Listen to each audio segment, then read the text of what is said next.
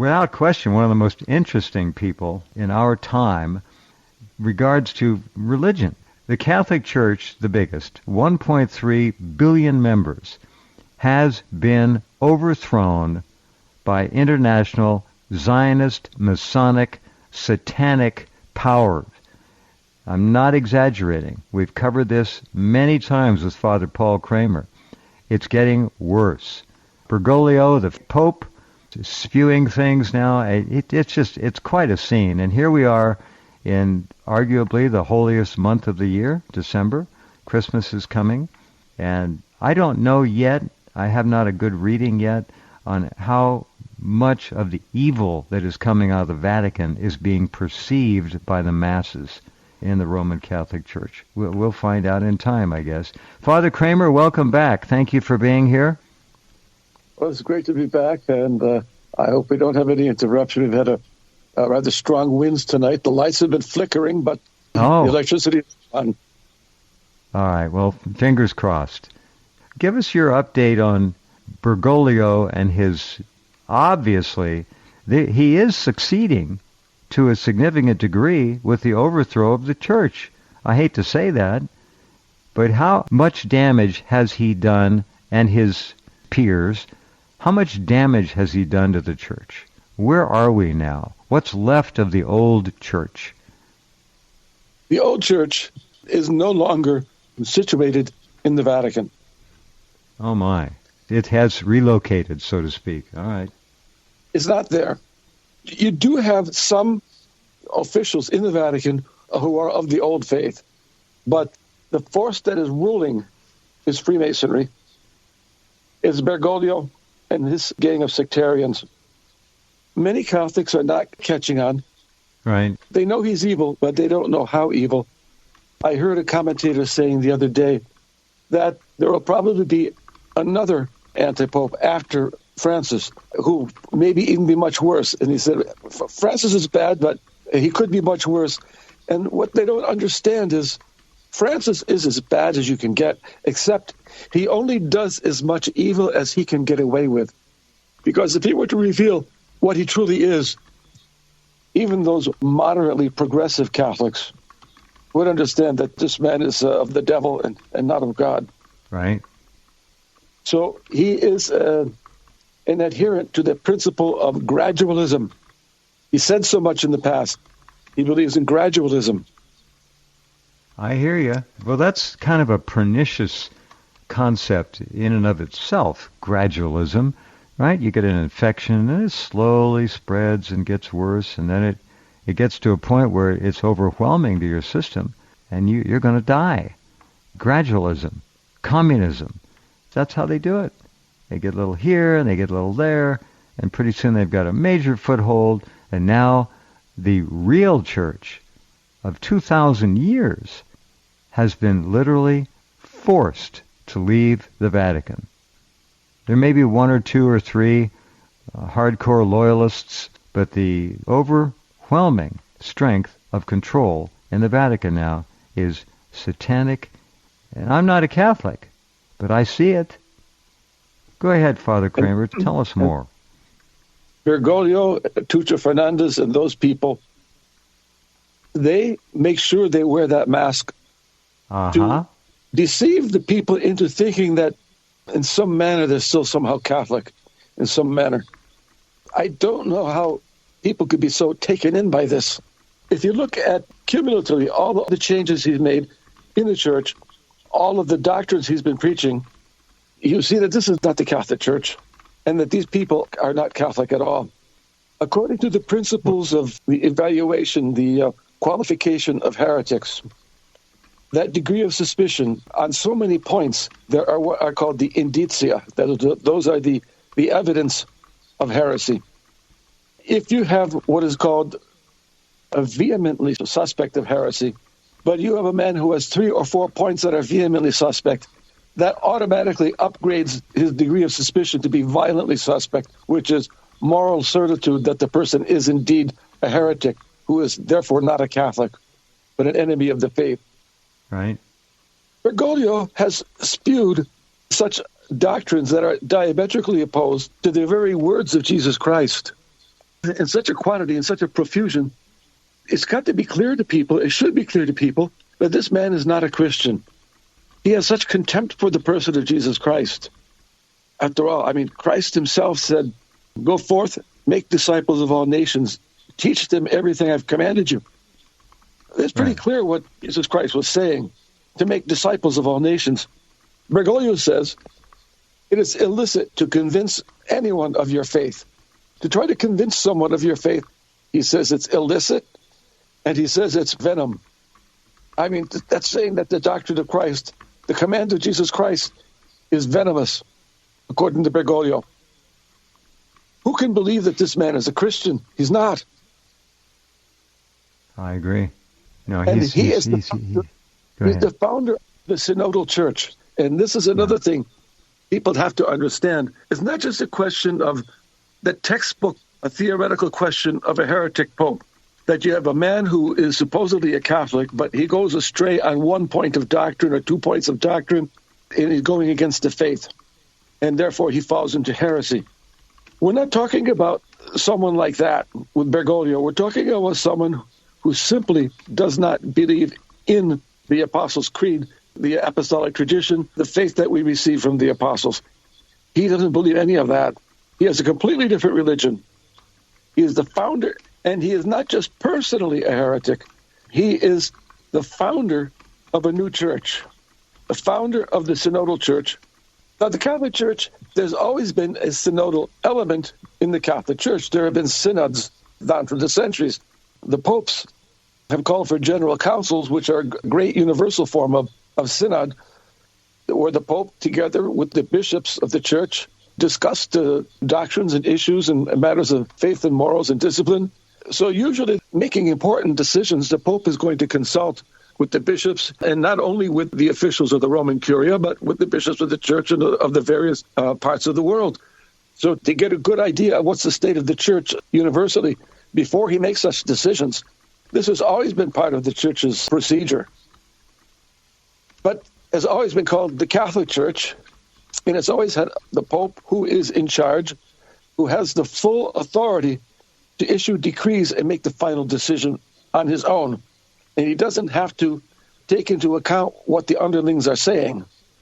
If he, in his conscience, sees fit that they're wrong, and in order to preserve the faith and unity of the church, he makes a decision that is not popular with the bishops.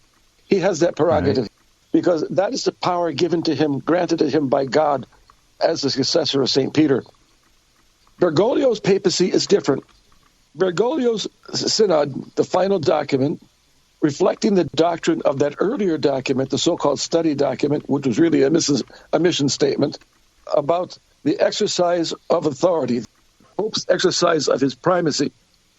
They say that in these documents that the Pope must exercise his primacy synodally. No, they can't say that. That proposition is a heresy itself, because the First Vatican Council defined that the Pope has a full and supreme jurisdiction, a total fullness of supreme power, which means that even if the commissions and committees and synods and various bodies with delegated authority study questions and make recommendations to the Pope, the Pope has the supreme power to accept or refuse what they say and issue the decree on his own. That is power given to him by God. So it is perverse that you have someone like Bergoglio who says that the Pope may not exercise the power given to him by God in the manner and in the measure that it was given to him, but he has to be bound by the recommendations of his underlings, of his subordinates. Right. It's a different church. Father Kramer, should we start calling it the Synodal Catholic Church as opposed to the genuine church?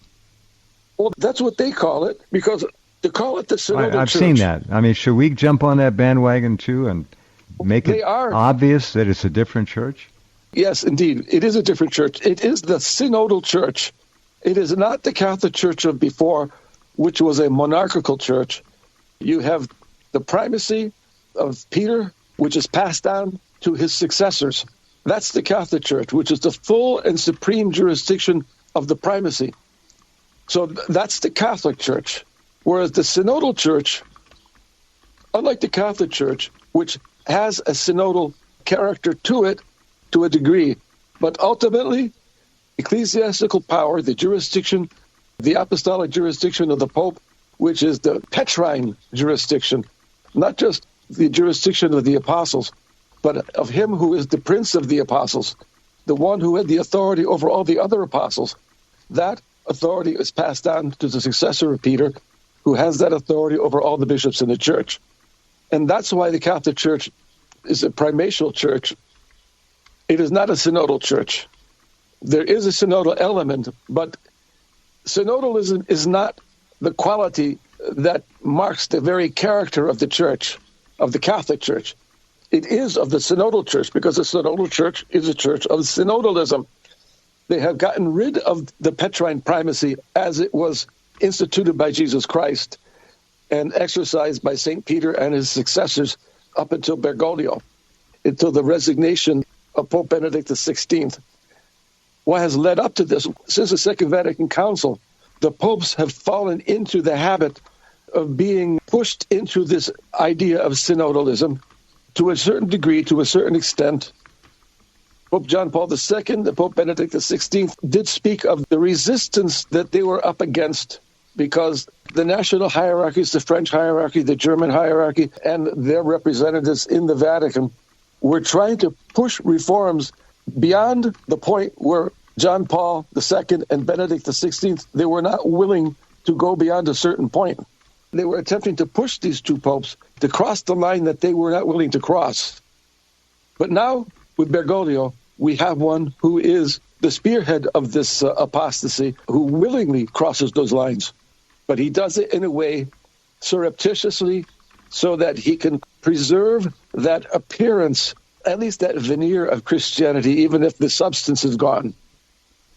That's the difference between Bergoglio and the popes who preceded this anti-pope. I got it. Well, unfortunately, when this anti-pope dies and goes down for his reward, there'll be another.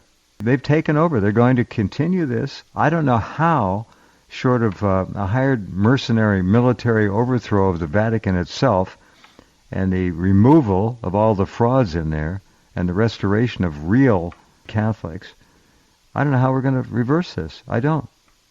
Or will it be another form of Catholicism that begins to be adhered to by the masses? And these people are going to be de-emphasized, to say the least, with an outflow of formally pious, serious Catholics. They're going to leave. We have to give them an alternative to go to. And I think that's certainly being talked about a lot, formulated perhaps. These are evil people, and I tell you, that guy Fernandez is to be watched very carefully. I've just got bad vibes about that guy, to put it in the vernacular. The church will go underground. It will be there, but it will, as Cardinal Henry Edward Manning said in 1861, quoting the unanimous opinion of the ancient church fathers, that the day will come when it will appear that the church has been swept off the face of the earth. It will appear that way. The church will be underground. The church will still be there, like the days during the Roman persecutions when the church was underground and they met in the catacombs to have their liturgy and their prayers. We're headed back into the catacombs now. And it's going to be that way very soon when church and state, the one world religion and the one world government, combine forces to enforce their false religion, their demonic religion on the world, then Catholicism will be attacked and suppressed as much as they can. It's going to be an outright persecution with bloodshed. Yeah. Is there any way to get the Swiss guards to turn on these treasonous traitors and get rid of them? I'm just sort of having fun here. There's no fun with this, but I don't know. This is awful. The Swiss guards are guarding frauds and international globalist puppets. That's exactly what's happening. Yeah. I would think a private appeal to the Swiss guards, whoever controls them, might be in order. These people really should physically be rounded up and arrested and removed under the aegis of the Swiss guards. one thing that is incredible. Now, this Bergoglio has built in the Vatican this so-called eco garden to promote the environmentalism, to, as it were, save the planet. And he talks about this. Whereas in the UK, they passed a law for euthanasia, which is legalizing murder. And you have involuntary euthanasia being carried out very surreptitiously, but it's being done not just in England and Ireland and Canada, but in the United States also it's being done. People are being killed in the hospitals. In some hospitals, a person who is over age 60, they'll automatically put up a sign saying, "Do not resuscitate." Who put the DNR sign up? In some hospitals, that's just what they have. They call the protocol. Huh. From now on, people over 60 are going to get the DNR. Not a good situation. I've heard some shocking stories about how they finished off some patients in the hospitals. I'm just absolutely shocking stories. Well, I'm not surprised. I'm seeing more and more calls for euthanizing people for money, financial incentives, our seniors, older people. But this world is not recognizable anymore. Straight from hell. That's not human. That's not what medicine and hospitals are supposed to do. There was a nursing home in England where a friend of mine was saying that he had heard that they serve sherry to the women and they serve, I think, beer to the men, but it will be laced with some kind of a poison, arsenic or whatever. I'm not sure. So they slowly poison the people. This friend of mine, he asked a priest who lived in that part of England if this is true or not. He said, "Oh, of course it's true." I thought everyone knew that. Uh-huh. So it was a well-known fact that they were doing that. But they're getting away with it. And nobody's stopping them. The thing is this. When they make a euthanasia law that is a threat to the life of so many people, what did Bergoglio say? Nothing. Total silence. Uh-huh. This silence construes consent. It is an indication of silence. I get it. Wow. Evil. Just awful. Worse than that. And the only thing he can do is talk about the environment, as if nature out there, the planet, is more important than the human life on the planet. After all, the Word of God, sacred Scripture tells us that the created universe was created for mankind. It was created for us. It was created to be our habitat. It's for us. It's ours. Now they've inverted it, and they're saying that the universe, that nature, is sacred, and that we nasty humans, we're the ones who are destroying nature, that we are the problem, and we are the ones who should be eliminated. Canada's legalizing euthanasia. Case after case of vulnerable people are being killed now instead of cared for in Canada. These reports are coming in all the time. More than 15,000 Canadians are put to death, put to sleep every year by euthanasia. Some people are so grief-stricken about life and things. You know, there are medications, antipsychotics, whatever, I'm sure. Some of them are even asking to die because they can't access proper care in Canada's socialized system, right? Or some of them are so lonely, they've got nobody, their family's turned on them, and they want to die. One Canadian doctor has admitted to killing personally over 400 people. It's really never been crazier out there. In Canada, some people who, just because of their poverty, it's being suggested to them that euthanize themselves. That's called suicide. Okay. Assisted. That they, of course, they need the professional assistance so that the so-called professionals can get their fee. There's money in life, and there's money in disease, and there's lots of money in death. If I'm not mistaken, didn't Jesus throw a certain group of people out of the temple, the money changers? Well, they're still here. They're still making money on human beings. It's disgusting. All right, so what do we look forward to in this Christmas season, Father Kramer? Well, the question is, when will the war begin? Not if, but when. Right. It's very clear now, if it wasn't clear enough before, that the powers that be in Washington want a world war with Russia. There's no question. The authorization of missiles, firing missiles on Russia from Ukraine, and then arming them with nuclear weapons. This is madness. This is insane. I don't know that that has happened yet. That hasn't happened yet. None of these cruise missiles have had nuclear warheads, not that I know of. They haven't fired the nuclear warheads yet. They have fired they've got them laced up. I understand what you're saying. They have fired missiles on Russia, and now they have approved the sending of nuclear weapons over to them. Yes, that's true. No question that what you said is correct. The agenda here is crystal clear. World War III. That's the agenda. How much can Russia tolerate? Now, Russia is going to send their Oreshnik missile, the new missile, to Belarus and give Lukashenko the full authority over what targets to aim them at in Europe. So that's an interesting development. That probably will elicit an invasion by Poland of Belarus, which will bring in the full might of the Russian military into Belarus to help them deflect and eject the Polish invasion. That's probably what will happen. There are many ways for this to play out. We'll see. The patience and wisdom of Vladimir Putin, extraordinary. I'm just amazed that they've held back as long as they have. They're being provoked further and further, almost by the week, toward war. I don't know how much more they can tolerate. Since the election last month, the mask has been torn off, and the abject hypocrisy is there to be seen by all. All this posturing about defending Ukraine.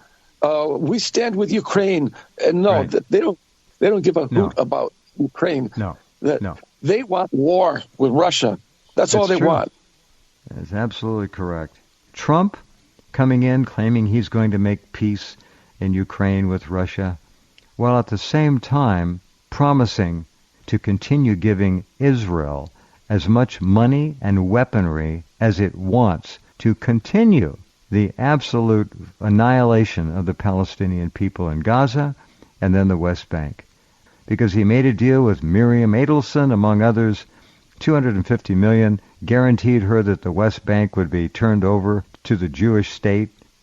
I've been saying this all along. The spark that will ignite World War III will not come from Ukraine and Russia. It will be caused by Israel in the Middle East.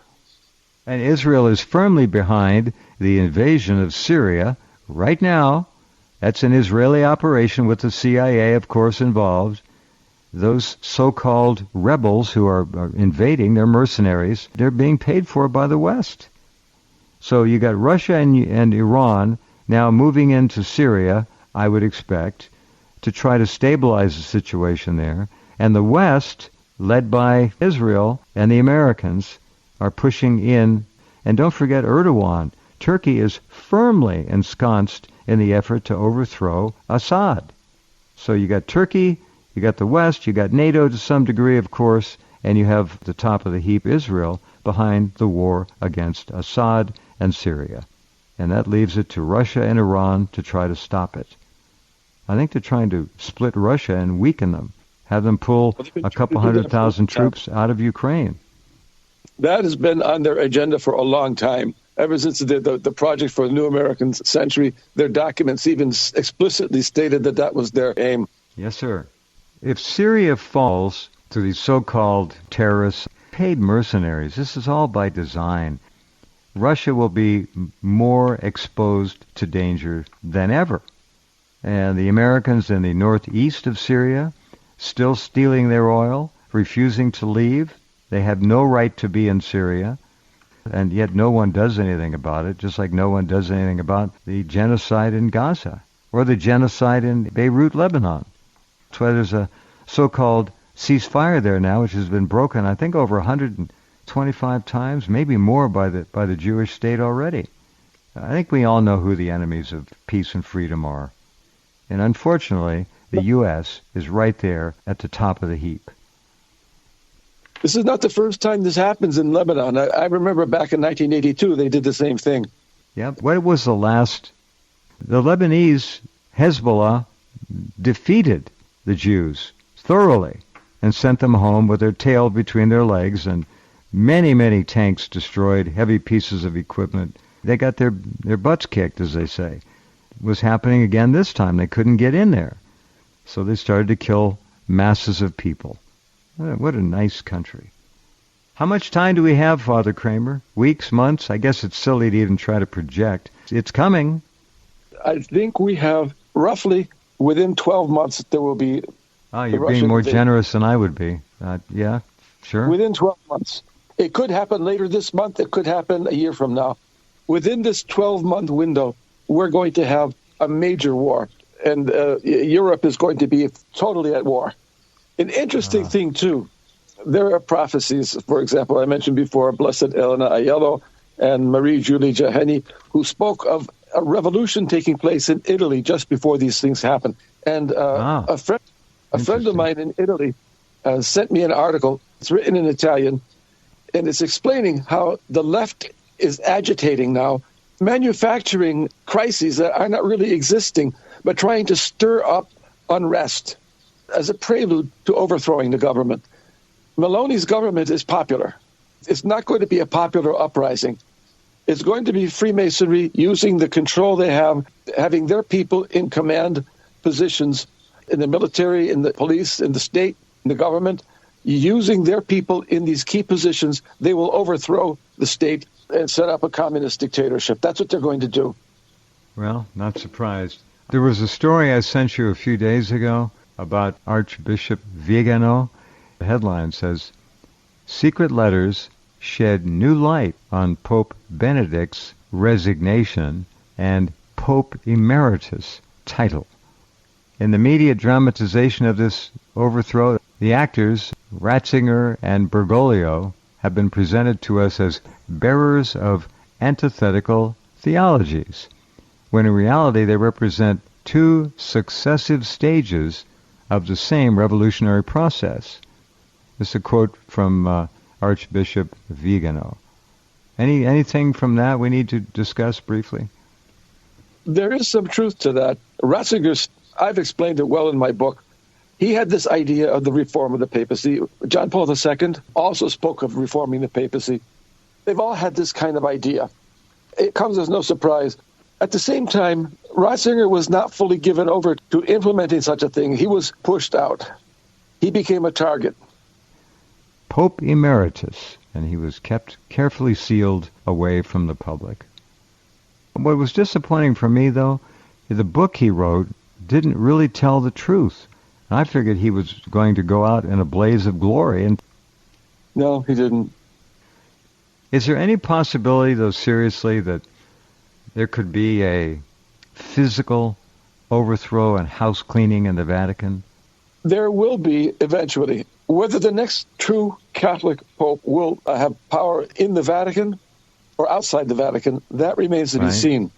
But eventually, the papacy will be restored to the Vatican, and they will clean house, and they will throw all these people out. Well, I hope you're right. Yeah. That was foretold. Again, I'm not being a Catholic. I'm just disgusted by what I see happening. Outraged.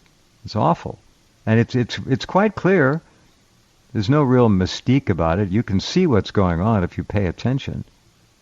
I remember reading a prophecy made by Blessed Anne Catherine Emmerich, where she foretold that there would come a pope who would throw all those people out. Well, now that's interesting. All right. A very fine thing to see. Before, during, or after World War III. I'm not optimistic. And there's another whose prophecy filled 3 volumes, Jeanne Le Royer, known as Sister Jeanne de la Nativité, of the Nativity. Her prophecies filled 3 books, and she says the same thing as Blessed Anne Catherine Emmerich about 3 books. All right. About these crooks and frauds being kicked out of the Vatican, that their time will come to an end. Mm-hmm. We can expect that to come. Jesus Christ is the one who is in control of his church. He's the head of the church, not them, not Bergoglio, not Tuccio. They're not the heads of the church. Jesus Christ is. We saw he cleansed the temple once during his earthly life, and he's going to cleanse the temple again. Good. Well, it'd be nice to see. A lot of talk about the Antichrist. Is the Antichrist here now, There have been such claims made. Where are we in that regard? We don't know when, exactly when for sure, I don't know. I can only say when he manifests himself, we will know. There'll be those who will be deceived, who will accept him as the Christ. Right. But then there will be those who are preserved in God's grace and wisdom. Through their faith, they will understand. They will see with the eyes of faith and understand that that man is the Antichrist when he manifests himself. Uh-huh. But we won't really know until he manifests himself when he's going to reign. Could be another 50 years off. Fair enough. Anything in summary you want to leave us with? I can only say that according to the prophecies I've read, that this interregnum without a true Catholic Pope is not going to last very long. Blessed Anna Maria Taigi said back in the 1800s that it would last 25 months or more. I think in the 14th century, John de Vatigero, who said the same thing, 25 months or more. And there was Saint Ignatius of Santia, who spoke of roughly a period of 3 years without a pope. So we're talking about sometime between 2 and 3 years that there will not be a pope. Father Kramer, thank you very much for being here. Take care. Still time to prepare, and I hope you can do that. Thanks for being here.